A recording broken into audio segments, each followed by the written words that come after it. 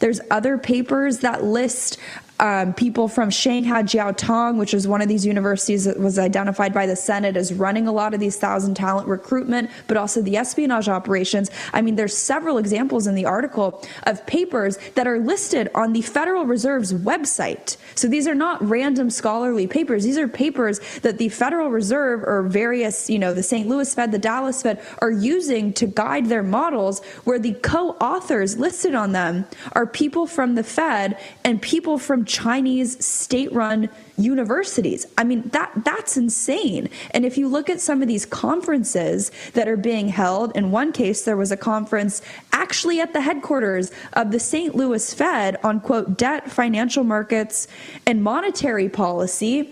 They invited someone from Fudan University. I mean, it's egregious enough to invite them into the Fed, a country that's actively seeking to subvert and co-opt people into becoming spies on behalf of the Chinese.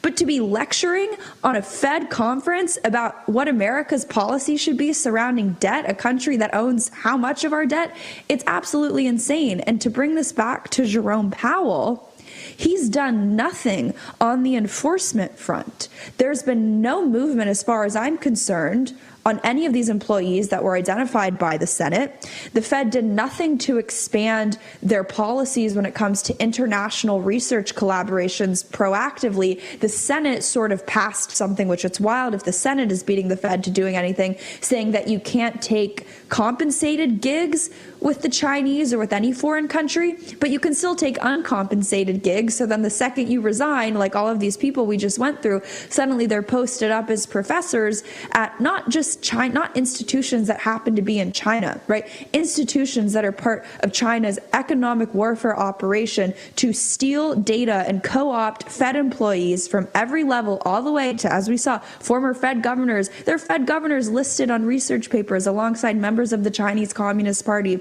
advising the Fed on what their monetary policy should be. I mean, if that doesn't make you outraged and enraged and show that Jerome Powell needs to go because, just like Anthony Fauci, he does not understand the threat posed by the Chinese Communist Party, then I don't know what other smoking guns I could bring you. But it's a complete lack of leadership. In fact, I think it's not just ignorance, it's almost intentional. As we're seeing, it's being subverted from the inside out.